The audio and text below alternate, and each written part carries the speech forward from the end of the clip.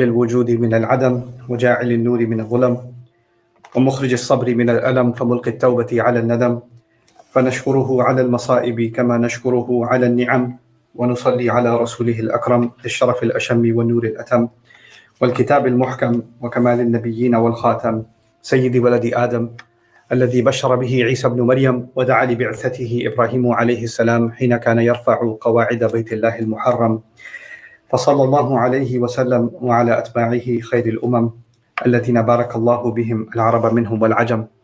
فالحمد لله الذي لم يتخذ ولدا ولم يكن له شريك في الملك ولم يكن له ولي من الذل وكبره تكبيرا. والحمد لله الذي أنزل على عبده الكتاب ولم يجعل له عوجا.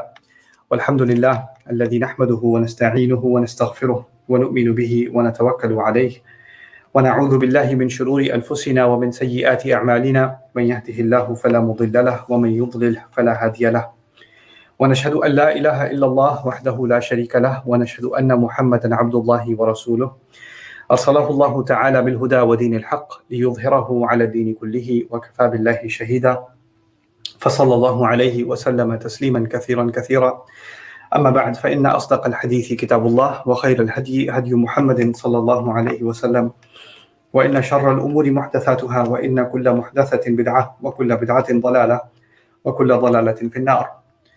قال الله عز وجل في كتابه الكريم بعد أن أقول أعوذ بالله من الشيطان الرجيم بسم الله الرحمن الرحيم إذا السماء انفطرت وإذا الكواكب انتثرت وإذا البحار فجرت وإذا القبور بعثرت علمت نفس ما قدمت وأخرت يا أيها الإنسان ما غرك بربك الكريم الذي خلقك فسواك فعدلك في أي صورة ما شاء ركبك رب اشرح لي صدري ويسر لي أمري واحلل عقدة من لساني يفقهوا قولي اللهم ثبتنا عند الموت بلا إله إلا الله واللهم اجعلنا من الذين آمنوا وعملوا الصالحات وتواصوا بالحق وتواصوا بالصبر آمين يا رب العالمين.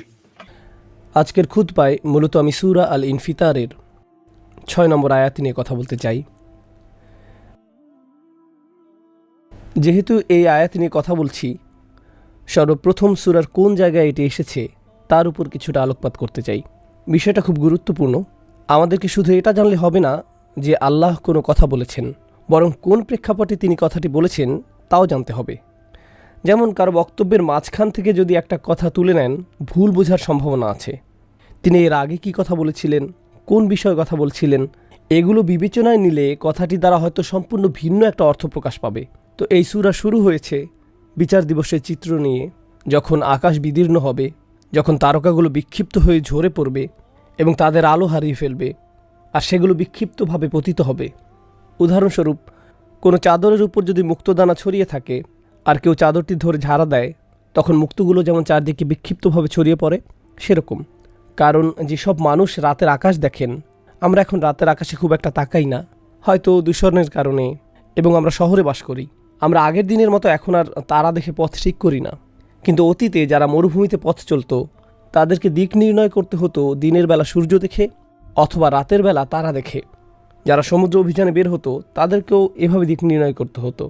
তারা আকাশে তারা দেখে পথের দিশা পেত। আল্লাহ কোরআনেও এই ব্যাপারটা নিয়ে কথা বলেছেন যে তারকামণ্ডলী হলো মানুষের নেভিগেশন সিস্টেম। বর্তমানেও যদি পাইলটদের নেভিগেশন সিস্টেম নষ্ট হয়ে যায়, তাদেরকে এখনও তারকা দেখে পথ নির্ণয় করতে হয়। আপনি নেভিগেশনের জন্য তারকার উপর নির্ভর করতে পারেন, কারণ তারকাগুলো একটা নির্দিষ্ট জায়গায় থাকে।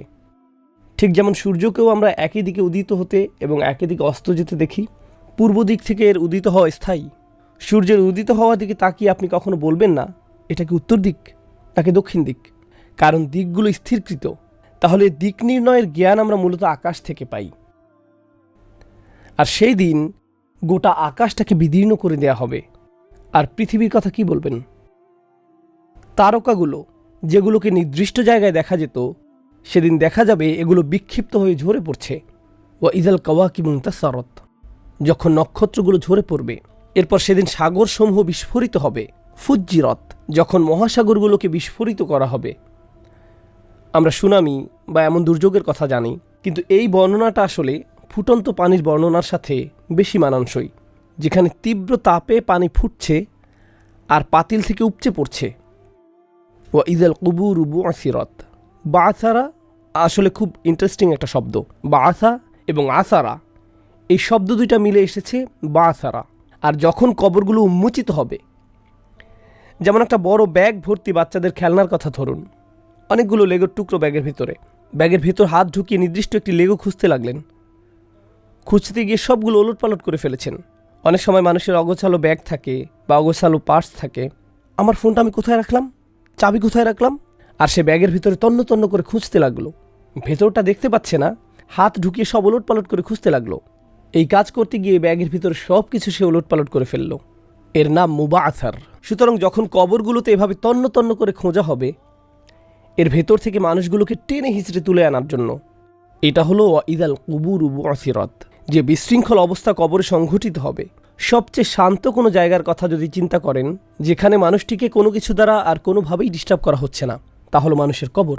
সেই জায়গাটা তো আর নড়াচড়া বা হাঙ্গামার জায়গা নয়, কিন্তু সেই দিন এই শান্ত জায়গাটাই চূড়ান্ত হাঙ্গামার জায়গায় পরিণত হবে।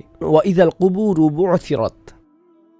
এমন অবস্থা যখন চলতে থাকবে, কল্পনা করুন একজন মানুষকে মাত্র তার কবর থেকে টেনে হিঁচড়ে তোলা হলো।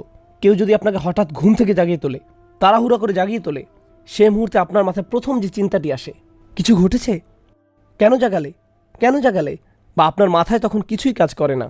আপনি সম্পূর্ণ ভ্যাবাচাকা খেয়ে আছেন। কিয়ামতের দিন জেগে ওঠার পর সব কিছুই দুঃস্বপ্ন মনে হবে। আকাশ বিদীর্ণ হয়ে আছে, সমুদ্র বিস্ফোরিত হচ্ছে, আপনি মাত্র জেগে উঠলেন আপনার কবর থেকে হাজার হাজার বছর ঘুমানোর পর। সে সময় আপনি কি চিন্তা করবেন? চারপাশের ঘটে যাওয়া সব কিছু বুঝতে গিয়ে চিন্তার গতি স্তব্ধ হয়ে যাবে। আল্লাহ সেই মুহূর্তের একটি চিন্তার কথা উল্লেখ করেছেন আপনার আমার জন্য, যে চিন্তা আমাদের সম্পূর্ণ অভিভূত করে ফেলবে। আর সেই চিন্তাটি হলো আলিমাত নাফসুম মা কদ্দামাত ও আখারাত। তখন প্রত্যেকে জেনে নিবে সে কি আগে পাঠিয়েছিল আর কি পেছনে ছেড়ে এসেছিল। আরবি ভাষার ছাত্রছাত্রীরা জানেন তাকদিম এবং তাখির, মুকদ্দাম এবং মুআখার। তাদের জীবনে তারা কোন বিষয়টাকে মুকদ্দাম বানিয়েছিল এবং কোন বিষয়টাকে মুআখার বানিয়েছিল, কোন ব্যাপারটাকে তারা সামনে রেখেছিল এবং কোন ব্যাপারটাকে তারা পেছনে রেখেছিল। সাধারণ ইংরেজিতে বললে কোন ব্যাপারটাকে তারা প্রায়োরিটি দিয়েছিল এবং কোন ব্যাপারটাকে তারা পিছনে ফেলে রেখেছিল। আমাদের সমগ্র জীবন আসলে এটাই। আমার এবং আপনার জীবনের প্রতিটি দিন কিছু জিনিস প্রায়োরিটি পায় আর কিছু জিনিস পরে করার জন্য ফেলে রাখা হয়। আমি ভাবি আমার হাতে অনেক সময় আছে, একটু বিশ্রাম নেই। আমার বিশ্রাম তখন প্রায়োরিটি পায়। যে কাজ বাকি আছে তা পরে করা যাবে। যদি বলি আগে কাজ শেষ করি, খাওয়া দাওয়া পরে করা যাবে, তখন আমার কাজ প্রায়োরিটি পায় আর খাওয়ার কাজটা অপেক্ষমান থাকে।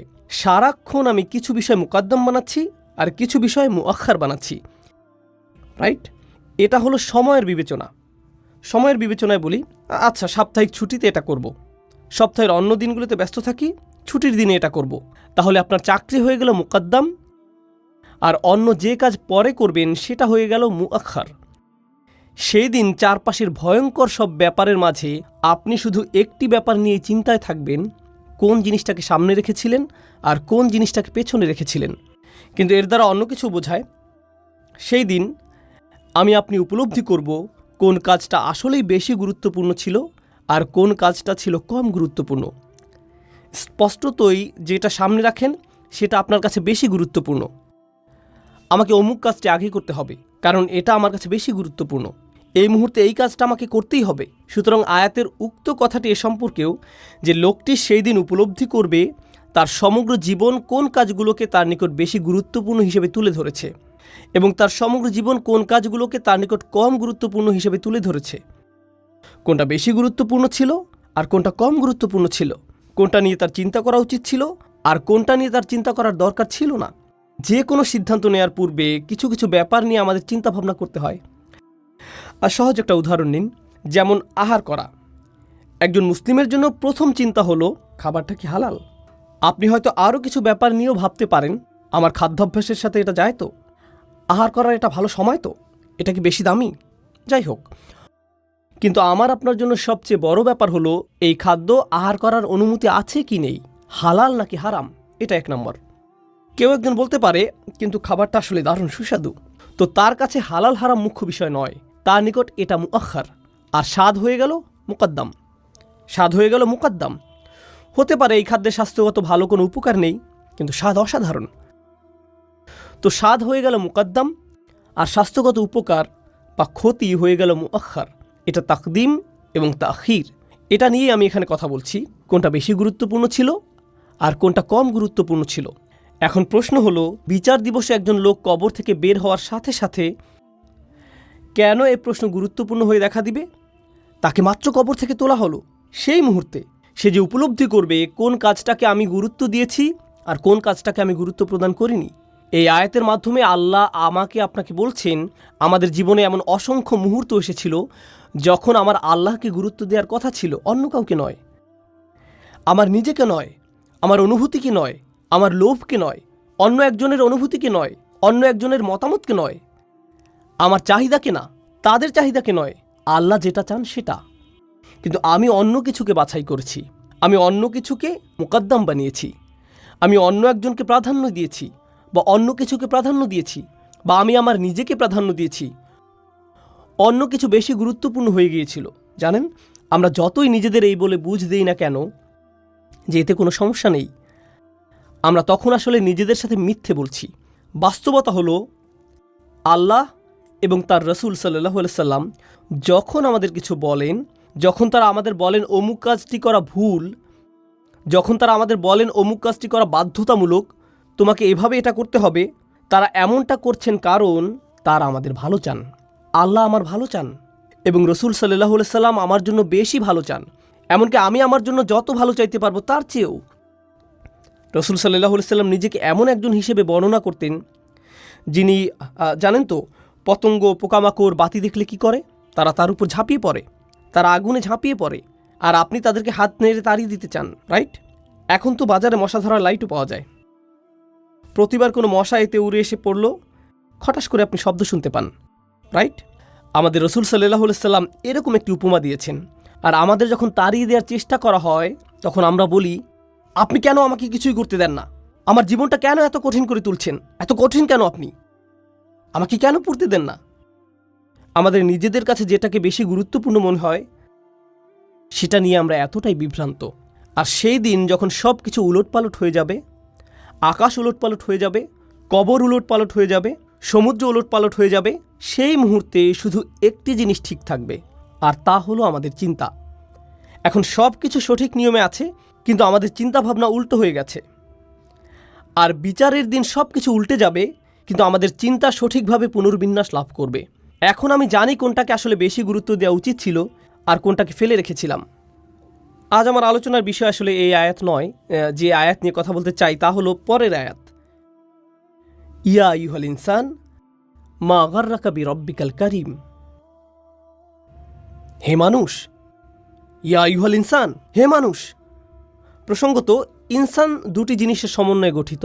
আল্লাহ যখন আমাদের মানুষ বলে সম্বোধন করেন, হে মানুষ, এর দ্বারা বোঝায় যে প্রচুর পরিমাণে ভুলে যায়, নিসিয়ান থেকে আগত, ও ভুলমনা সৃষ্টি। এভাবেই আল্লাহ আমাদের সম্বোধন করছেন। শব্দটি নিয়ে অন্যভাবেও চিন্তা করা যায়। উনস থেকে এটি আগত, যার মানে ভালোবাসা এবং দরদ। তোমরা ভালোবাসায় পূর্ণ এক সৃষ্টি, তোমরা ভালোবাসা পেতে চাও। বিড়াল আলিঙ্গনের প্রয়োজনীয়তা অনুভব করে না, কিন্তু শিশুরা চায় তাদেরকে কেউ ভালোবাসায় জড়িয়ে ধরুক। এমনকি বড়রাও চায়। তারা চায় সবার কাছে গ্রহণযোগ্য হতে। তারা চায় মানুষ তাদেরকে ভালোবাসুক, গ্রহণ করে নিক। আবার তারা ভালোবাসা দিতেও চায়। অন্য সৃষ্টির মাঝে সাধারণত এগুলো দেখা যায় না। ঠিক এই কারণেও আমরা ইনসান। আল্লাহ এই উভয় বৈশিষ্ট্য সহ আমাদেরকে ডাক দিচ্ছেন যখন তিনি আমাদের প্রতিটি মানুষকে লক্ষ্য করে কথা বলছেন। ইয়া আইয়ুহাল ইনসান, মানুষ। যখন আমরা এই আহ্বান শুনি, আমি তখন অন্য কারো কথা ভাবি না। আমি আগের দিনের কোনো জাতি নিয়ে ভাবছি না, বা অবিশ্বাসীদের নিয়েও ভাবছি না। আল্লাহ বলেননি ইয়া আইয়ুহাল কাফির, তিনি বলছেন ইয়া আইয়ুহাল ইনসান। তিনি আপনাকে আমাকে উদ্দেশ্য করে বলছেন। তিনি এমনকি বলেননি সেই দিন আল্লাহ বলবেন। শুধু এই শব্দগুলো সেদিন বলা হবে। তাই আমরা জানি না কে এখানে কথা বলছেন, এখানে কএল কে। এ সম্পর্কে একভাবে চিন্তা করা যায়, আল্লাহ নিজে এই কথাগুলো আমাদের বলছেন। এ নিয়ে অন্যভাবেও চিন্তা করা যায়। ব্যাপারটা এরকম, যখন বিচার দিবস আসবে তখন উপলব্ধি করবেন কোন কোন ব্যাপারগুলোকে আপনি বেশি গুরুত্ব দিয়েছিলেন, অথচ কোন কোন ব্যাপারগুলোকে বেশি গুরুত্ব দেওয়া উচিত ছিল। কেমন করে যেন খুব সহজেই আপনার রবের কথা ভুলে যেতেন, খুব সহজেই আপনার প্রভুকে পরিত্যাগ করতেন। মা গাররাকা বিরব্বিকাল কারীম। মা এখানে প্রশ্নবোধক শব্দ। কোন জিনিসটা তোমাকে প্রতারিত করলো? কোন ব্যাপারটা তোমাকে মিথ্যা আশা দিয়েছিল? যখন তোমার সুমহান দাতা রবের কথা আসতো, বিরব্বিকাল কারিম।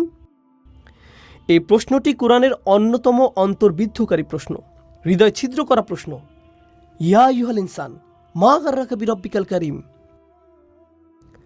যদি কোরআনের বেশি কিছু আপনার মুখস্থ না থাকে বা না জেনে থাকেন, কিন্তু বাসায় ফ্রিজের গায়ে কোরআন থেকে কিছু একটা লিখে রাখতে চান, ইয়া আইয়ুহাল ইনসান মা গাররাকা বিরব্বিকাল কারিম।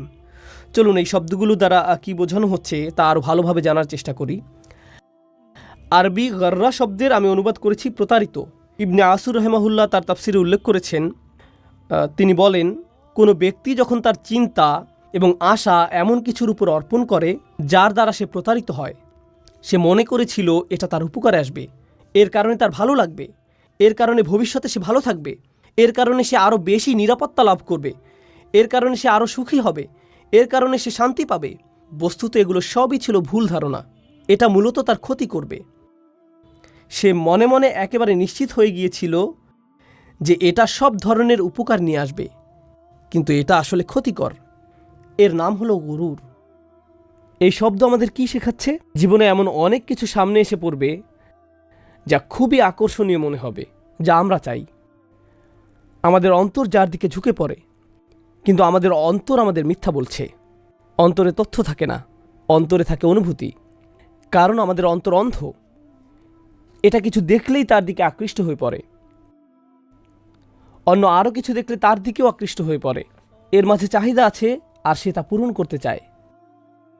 কিন্তু আল্লাহ তার বাণীর মাধ্যমে অন্তরকে পথ দেখানোর উপায় বলে দিয়েছেন। এটা অন্তরকে ভালো মন্দ দেখিয়ে দেয়, এটা অন্তরকে চিন্তা করতে শেখায়। আপনার অনুভূতিগুলোর কোনো দোষ নেই, কিন্তু যেদিকে এদের চালাচ্ছেন তা হয়তো ঠিক নেই। আমাদের অনুভূতিগুলো আল্লাহ প্রদত্ত। আপনি যা যা কামনা করেন আপনার তা কামনা করার কথা, কিন্তু যে পথে এই কামনাগুলো পূরণ করতে চাচ্ছেন আপনি নিজেকে প্রতারিত করছেন। মনে করছেন এতে শান্তি পাবেন, আর আল্লাহ যেভাবে আপনাকে পথ দেখান এটা এড়িয়ে চলার পথ।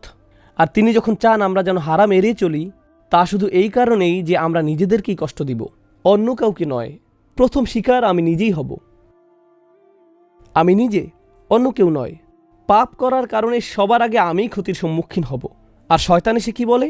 সে বলে, তুমি নিজের প্রতি এত কঠোর কেন, এত হুজুর কেন তুমি, এত ইসলামিক কেন তুমি, তোমাকে এমন হতে হবে না। আর আমি নিজেই নিজেকে বলবো কিয়ামতের দিন, ইয়া আল্লাহ, আপনি আমাকে শিখিয়েছিলেন কোনটা সবার আগে গুরুত্ব দিতে হবে, আপনি জানিয়েছিলেন কোনটাকে পরেও করা যাবে, কিন্তু আমি আপনার কথা শুনিনি, কারণ আমি বারবার আপনার কথা ভুলে যেতাম।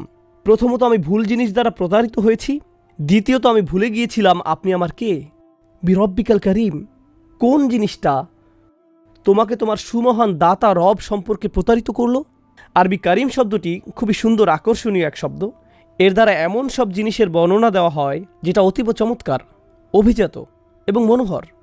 তাই যে ঘোড়ার সবচেয়ে বেশি রেশমি চুল আছে, যার গায়ের রং সবচেয়ে সুন্দর এবং স্বাস্থ্যকর শরীর আছে, আরবীয় ঘোড়া, সত্যিকারের আরবীয় ঘোড়াকে তারা কারাম বলে অভিহিত করত। এই শব্দকে সম্বন্ধযুক্ত করা হয় গুপ্তধনের সাথে। এই শব্দকে আরও সম্বন্ধযুক্ত করা হয় স্বর্ণের নেকলেসের সাথে, যে নেকলেস খুব দামি স্বর্ণ দিয়ে তৈরি করা হয়। এটাকেও কারাম এবং কির্ম বলে। সকল সুন্দর জিনিসের সাথে এই শব্দকে সম্পর্কযুক্ত করা হয়, সকল অভিজাত জিনিসের সাথে, সকল হাই ক্লাসের জিনিসের সাথে, সকল কোয়ালিটি সম্পন্ন জিনিসের সাথে। এরপর অর্থটি আরও সম্প্রসারিত হয়ে দানশীলতার সাথে যুক্ত হতে শুরু করল। তাই তারা রসুল সাল্লাল্লাহু আলাইহি সাল্লামকে বর্ণনা করত করিমুন ইবনে করিম, তিনি আমাদের প্রতি উদার হবেন, অভিজাত বাবার অভিজাত সন্তান। অভিজাত মানে তিনি আমাদের প্রতি দানশীল হবেন। আল্লাহ স্বয়ং এতই মহান, উদার এবং দানশীল যে আমরা তাকে ভুলে গেলেও তিনি আমাদের সাথে দয়ালু আচরণ করেন।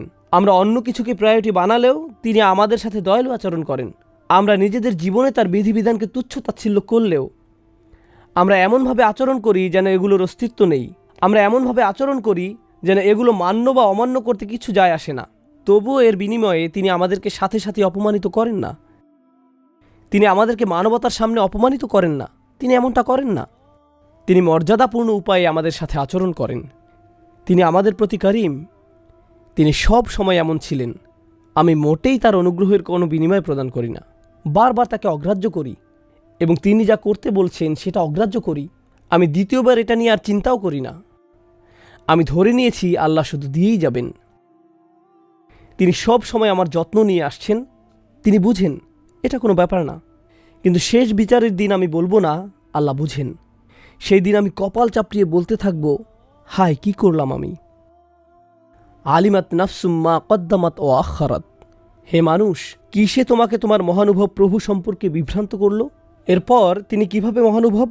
আল্লাযী খলাকাকা ফাসাওয়াকা ফাআদালাক ফি আই সূরাতিম মা শাআ রাক্কাবাক। যিনি তোমাকে সৃষ্টি করেছেন, অতঃপর তোমাকে ভারসাম্যপূর্ণ করেছেন যেন তুমি দুই পায়ে হাঁটতে পারো। তিনি তোমাকে ভালো মন্দের পার্থক্য করার যোগ্যতা দিয়েছেন। মানুষ হিসেবে তিনি তোমাকে ভারসাম্যপূর্ণ করেছেন। ফাসাওয়াকা, তিনি তোমাকে সুঠাম করেছেন, তোমাকে ব্যালেন্সড, ন্যায়পরায়ণ এবং সুন্দর আকৃতিতে সৃষ্টি করেছেন। ফি আই সূরাতিম মা শাআ রাক্কাবাক, তিনি তোমার জীবনকে ধাপে ধাপে এগিয়ে নিয়েছেন। এগুলো তার ডিজাইন। কিন্তু এই সবগুলো ক্ষেত্রে আমাকে দিয়ে যত দুঃসাহসিক কাজ তিনি করিয়েছেন, যত কঠিন সময় তিনি আমাকে ফেলেছেন, যত পরীক্ষায় তিনি আমাকে অবতীর্ণ করেছেন, যত মানুষ আমার জীবনে এসেছে, যত মানুষ আমার জীবন থেকে হারিয়ে গিয়েছে, এই প্রতিটি ক্ষেত্রে আল্লাহ আমাকে একটি ভ্রমণের ভেতর দিয়ে এগিয়ে নিয়েছেন। সকল ক্ষেত্রে আমাকে দেখতে হয়েছিল কোন কাজটা বেশি অগ্রাধিকার পাওয়ার যোগ্য ছিল আর কোনটা ছিল না। কখনো কখনো আপনি আল্লাহকে ভুলে যান। তখন কোনো এক ব্যক্তি হয়তো আপনার প্রায়োরিটি হয়ে যায়। তখন আপনার নিজের আরামায়েশ আপনার কাছে প্রায়োরিটি পায়। খুব সহজেই আমরা ভুলে যাই, বারবার। সর্বশেষ যে কথাটি শেয়ার করতে চাই, এখানে কি বলা হচ্ছে, এই ব্যাপারটা ব্যাখ্যা করার জন্য আসন্ন উদাহরণটি আমি আগেও ব্যবহার করেছি, কারণ আমি শিক্ষকতা পেশার সাথে জড়িত। যদি কোনো শিক্ষক ক্লাসে এসে ছাত্রদের কোনোদিন শাসন না করেন, কখনো না, তিনি শুধু ক্লাসে আসেন আর দেখেন যে কিছু বাচ্চারা নিজেদের ডেস্কের উপর লিখছে, অন্যদিকে একজন আরেকজনের গালের উপর কিছু একটা আঁকছে, ক্লাসের আরেক প্রান্তে এক গ্রুপ একে অন্যের দিকে বই ছুঁড়ে মারছে, আরেকজন এদিক ওদিক পেন্সিল ছুঁড়ে মারছে, আর শিক্ষক সব সময় ভালো স্যার, সব সময় কৌতুক বলে বাচ্চাদের হাসান, কাউকে কোনোদিন বকাঝকা করেন না, ভদ্রভাবে বসতে বলেন। হেই, তোমরা কি একটু বসবে সবাই? বাচ্চাদের কয়েকজন চেয়ারের উপর দাঁড়িয়ে ডান্স দিচ্ছে, অন্যরা অন্য কোনো দুষ্টামিতে ব্যস্ত, কিন্তু তিনি কাউকে কখনো শাস্তি দেন না, ধমক দেন না। সেই শিক্ষককে সবাই ভদ্র শিক্ষক হিসেবে জানে। এমন ছাত্র যে তাকে সম্পূর্ণ উপেক্ষা করছে, হেই আহমদ, তুমি কি একটু এদিকে আসতে পারো? কিন্তু আহমেদ এখন অন্য ছাত্রদের সাথে কথা বলছে। আহমেদ বলল, একটু থামেন, আমি আমার বন্ধুদের সাথে কথা বলছি। শিক্ষকের দিকে ফিরে বলছে, একটু থামুন টিচার, আমি আমার ভিডিও গেম কতটুকু এগিয়েছি তা আমার বন্ধুদেরকে বলছি এখন। এতক্ষণে অন্য সাধারণ একজন শিক্ষক হলে কি করতেন? ওই ছাত্র এতক্ষণে পরবর্তী ঈদের জন্য কোরবানি হয়ে যেত। কিন্তু এই শিক্ষক, তিনি নরম স্বরে বললেন, ঠিক আছে, তোমার কথা শেষ করো, তুমি যদি একটু এদিকে মনোযোগ দিতে আমি খুব খুশি হতাম। এটা তো অঙ্কের ক্লাস, প্লিজ একটু মনোযোগ দাও। না না, আমি জানি এটা অঙ্কের ক্লাস, আমি বুঝছি, আপনি কি আমাকে বিরক্ত করা বন্ধ করবেন? একজন ছাত্র এভাবে আচরণ করছে, কিন্তু শিক্ষক এর বিপরীতে শুধু ভদ্র আচরণ করে যাচ্ছেন, উদার আচরণ করে যাচ্ছেন, মহৎ আচরণ করে যাচ্ছেন। যদি শিক্ষক হিসেবে এমন আচরণ করতে থাকেন, তখন কি হয় জানেন? মানুষ একেবারে আপনার গায়ের উপর এসে পড়বে। এই শিক্ষকের ভদ্রতার সুযোগে সবাই একেবারে তার গায়ের উপর এসে পড়ছে, এমনকি বাচ্চারাও। যদি এমন আচরণ অব্যাহত রাখেন, তখন ছাত্ররা মনে করতে শুরু করে তাদের কিছুই হবে না, তারা মন্দ ব্যবহার করলেও, কারণ তিনি খুবই দয়ালু। অন্যদিকে আরেকজন শিক্ষক আছেন যিনি কড়া মেজাজের মানুষ। দূর থেকে ওনাকে ক্লাসের দিকে আসতে দেখলেই আপনি শটান হয়ে বেঞ্চে বসে পড়েন, মনে হয় যেন নামাজের জামাতে দাঁড়িয়েছেন, এমনকি এদিক ওদিকেও তাকান না। কেউ যদি কর্তৃত্ববাদী হয়, তাকে দেখলেই শিরদাঁড়ায় কাঁপন শুরু হয়ে যায়। এখন এই শিক্ষক ক্লাস থেকে চলে যাওয়ার পর যদি ভদ্র শিক্ষক আসেন, সবাই তখন যাক, এখন একটু রিল্যাক্স করতে পারবো, কারণ তিনি কারিম। জানেন আল্লাহ এই আয়াতে কি বলছেন? আল্লাহ তোমার প্রতি সবসময় কারিম ছিলেন, তার মানে তুমি কি এরকম অবজ্ঞামূলক আচরণ করতেই থাকবে? আমি তোমার সমগ্র জীবন ধরে তোমার প্রতি কারিম ছিলাম, তুমি আমাকে মান্য করলেও বা অমান্য করলেও। তুমি কি মনে করতে শুরু করেছ যে যেহেতু আমি তোমার প্রতি এতই কারিম, তোমার কাজের কোনো ফলাফল ভোগ করতে হবে না? আমি কি তোমাকে ভদ্রভাবে ভালোবাসা সহকারে বলিনি তোমার কাজের কর্মফল আছে? তিনি কি আমাদের জানান নাই যে বিচার দিবস কাকে বলে? তিনি কি বলেননি যে সমুদ্র ফুটতে থাকবে এবং তারকাসমূহ খসে পড়বে, আকাশ বিদীর্ণ হয়ে যাবে, কবরসমূহ খুলে যাবে? তিনি কি এ সমস্ত কিছু আমাকে জানাননি? তিনি কি তার অসংখ্য অনুগ্রহের কথা বলেননি? তিনি কি আমাকে একেবারে ঝাঁকি দিয়ে বলেননি? যখন তীব্র কম্পনের সাথে জিজ্ঞেস করা হবে, ইয়া ইউহাল ইনসান, হে মানুষ, কিসে তোমাকে বিভ্রান্ত করলো, কিসে তোমাকে প্রতারিত করলো? গাররাকা অতীতকাল, গাররা নাসারার মতো অতীতকাল। এরকম অতীতকালীন ক্রিয়া দ্বারা বোঝানো হচ্ছে অনেক দেরি হয়ে গেছে। কিন্তু এই মুহূর্তে আমরা তো বিচার দিবসে দাঁড়িয়ে এটি পড়ছি না, আমরা তো এটা এখন দুনিয়াতে থেকেই পড়ছি। সুতরাং আল্লাহ আমাদেরকে ভবিষ্যতের একটি চিত্র দেখাচ্ছেন যেটা কিয়ামতের দিন ঘটবে, কিন্তু এখনই এই মুহূর্তে তিনি আমাদের এটা জানার সুযোগ করে দিয়েছেন। সুতরাং বর্তমানে যদি ভবিষ্যতের কোনো চিত্র দেখতে পান যে এমন একটি দিন আসবে যেদিন আমি উপলব্ধি করব কোনটাকে আমার বেশি গুরুত্ব দেওয়ার দরকার ছিল কিন্তু আমি সঠিক সিদ্ধান্ত গ্রহণ করিনি, এরপর আমাকে বলা হবে কোন জিনিস তোমাকে প্রতারিত করলো তোমার মহামহিম পালনকর্তা সম্পর্কে, সাথে সাথে আমার হুঁশ হবে এবং উপলব্ধি করব যে কিয়ামত এখনও সংঘটিত হয়নি, আমি এখনও এই দুনিয়াতে আছি, এই মুহূর্তে আমার অবস্থান এখানে, শেষ বিচারের ময়দানে নয়। জানেন তাহলে এখন প্রশ্নটির অর্থ কি? নিজেকে প্রতারিত করার জন্য কোন কোন জিনিসগুলোকে আমি বারবার সুযোগ দিয়েছি সুদূর অতীত থেকে আজ পর্যন্ত? তা কি ছিল নিজের জীবনের সাথে সংশ্লিষ্ট কিছু মানুষ, নিজের কামনা বাসনা, নিজের লোভ লালসা, নিজের স্বার্থপরতা, নিজেকে প্রবোধ দেয়া মিথ্যাগুলো? কি ছিল সেটা নিজের ভিতরে? সেটা কি ছিল নিজের ভেতরের কোনো ঘোর তমাশা? কি ছিল সেটা যেটা আমাকে বহু দূরে প্রতারিত করে নিয়ে গেল? নিজেকে পরিবর্তন করার সময় এসে গেছে। এই ধরনের আয়াতগুলো আমার আপনার জন্য জীবন পরিবর্তনকারী আয়াত। যাই ঘটুক কোনো ব্যাপার না, নিজেকে পরিবর্তন করার এই ভ্রমণটা যত কষ্টকরই হোক না কেন, আমি প্রস্তুত ইয়া রব, কারণ আমার সমগ্র জীবন ধরে আপনি আমার প্রতি যথেষ্ট কারিম। আমি এর জন্য প্রস্তুত, কারণ আমি চাই এই উপলব্ধিটা আমার এখানে হোক, শেষ বিচারের দিনে হওয়ার পরিবর্তে। আমি বরং এই উপলব্ধিটা এখন চাই। আমি পরোয়া করি না এতে যদি আমাকে কাঁদতে হয় বা অন্য কাউকে কাঁদতে হয়। আমি পরোয়া করি না এটা যদি আমাকে অসন্তুষ্ট করে বা অন্য কাউকে করে। যদি এটা মদ পানের আসক্তি হয় আমি আজকেই ছেড়ে দেব। আমি পরোয়া করি না এতে যত কষ্টই হোক। এটা যদি নামাজ মিস হয় আমি এখন থেকে নিয়মিত নামাজ পড়ব। আমি পরোয়া করি না এর জন্য যদি আমাকে তাড়াতাড়ি ঘুমাতে যেতে হয়। যদি হারাম কিছু আমি অনেক দিন যাবৎ করে আসছি আমি এই হারাম ছেড়ে দিব। আমি পরোয়া করি না এতে কে ক্রুদ্ধ হলো আর কে অসন্তুষ্ট হলো। এটা যদি হারাম ব্যবসা হয়ে থাকে আমি ওই ব্যবসা ছেড়ে দিচ্ছি। এর নাম অগ্রাধিকার প্রদান। আর যখন এভাবে প্রায়োরিটিতে পরিবর্তন নিয়ে আসবেন, আল্লাহর ব্যাপারগুলোকে অগ্রাধিকার দিবেন, তখন দেখবেন আপনার নিজস্ব সত্তা এবং আশেপাশের মানুষেরা এই পরিবর্তনের তীব্র বিরোধিতা করছে। আমি ওইটাকে মুকাদ্দাম বানিয়েছি আর অন্য সব কিছুকে মুআখার। ওইটাকে আমি সবার আগে রাখব আর অন্য সব কিছুকে পরে। আলিমাত নাফসুম্মা কদ্দামাত ও আখারাত। আমার এবং আপনার বরং এমন মানুষদের অন্তর্ভুক্ত হওয়া উচিত যারা এখনই নিজেদের প্রায়োরিটি ঠিক করে নেয়। নিজের মাঝে সেই মনোবল তৈরি করুন, আল্লাহর বাণীতে সেই শক্তি খুঁজুন। এজন্যই তো আল্লাহর বাণী আমাদের সামনে আছে। আমি আমার নিজেকে এবং আপনাদের সবাইকে স্মরণ করিয়ে দিচ্ছি যে আমাদের আমলের দরজা এখনো বন্ধ হয়ে যায়নি। অতীতে যে ভুলই করে থাকেন না কেন, যে পাপই করে থাকেন না কেন, তওবার দরজা এখনো খোলা আছে। আল্লাহর কাছে ক্ষমা চান। শুধু আল্লাহর কাছে ক্ষমার দোয়া করেই থেমে যাবেন না, বরং নিজের মাঝে সত্যিকারের পরিবর্তন নিয়ে আসুন, একটি বাস্তব পরিবর্তন। আল্লাহকে দেখান, নিজেকে দেখান যে কোন কোন ব্যাপারগুলোকে আপনি সবার আগে গুরুত্ব প্রদান করেন। অন্য কারো নিকট আপনাকে কিছু প্রমাণ করতে হবে না। যে কেউ আপনাকে যাই বলুক না কেন, আশেপাশের লোকজন আপনাকে যেভাবেই দেখুক না কেন, এতে কিছু যায় আসে না। সময় আসলে তারা আপনার ব্যাপারে কোনো পরোয়া করবে না। এতে কিছু যায় আসে না কে অসন্তুষ্ট হলো আর কে বাঁকা চোখে তাকালো বা কে কি মনে করলো। এই পৃথিবীর সব কিছুই উপলব্ধির ব্যাপার। একমাত্র যে উপলব্ধিটি এখানে গুরুত্ব পাওয়ার যোগ্য তা হলো নিজেকে আপনি কিভাবে দেখেন, আল্লাহ আপনাকে কিভাবে দেখেন। এই ব্যাপারটা যখন আপনার কাছে পরিষ্কার হয়ে উঠবে, কেবল তখনই আপনি পরিবর্তনের জন্য প্রস্তুত। আর যদি তা না হয়, তবে যে ধ্রুবকগুলোকে আমরা প্রতিনিয়ত দেখছি, যেগুলো জীবনের অংশ, যেগুলো সব সময় বর্তমান থাকে, আল্লাহ বলছেন যদি তারকারাজির যেখানে থাকার কথা সেখানে না থাকে, সমুদ্রগুলোর যেখানে থাকার কথা সেখানে না থাকে, সেগুলো এখন তো আর স্থায়ী কোনো জিনিস নয়, তখন মানুষের অভিমতকে কেন তুমি স্থায়ী কিছু মনে করছো? নিজের প্রায়োরিটি ঠিক করুন। আমাকে আমার অগ্রাধিকারগুলো ঠিক করতে হবে। আল্লাহ আজ্জা ওয়া জাল্লা আমাদেরকে তাদের অন্তর্ভুক্ত না করুন যারা প্রতারিত হয়, যারা তাদের রবের উদারতার এমন সুযোগ গ্রহণ করে যে শেষ বিচারের দিন ক্ষতিগ্রস্ত হয়। আল্লাযী খলাকাকা ফাসাওয়াকা ফাআদালাক ফি আইয়ি সূরাতিন মা শাআ রাক্কাবাক। নিজের ফ্রি সময়ে, আমি আবার বলছি, এটা সূরাতুল ইনফিতার, আমি চাই আপনারা নিজের ফ্রি সময়ে গোটা সূরাটি একবার পড়ে ফেলুন।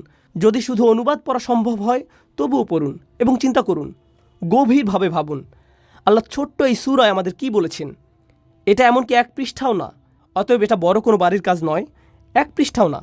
পড়ার টেবিলে বসুন নিজের জন্য, এ নিয়ে আপনাকে অন্য কারোর সাথে কথা বলতে হবে না, এবং গভীরভাবে ভেবে দেখুন আল্লাহ এখানে কি বলছেন, আপনাকে উদ্দেশ্য করে তিনি কি বলছেন এই সূরার ভিতরে। বারাকাল্লাহু লি ওয়া লাকুম ফিল কুরআনিল হাকিম ওয়া নাফা'নি ওয়া ইয়্যাকুম বিল আয়াতি ওয়া যিকরিল হাকিম।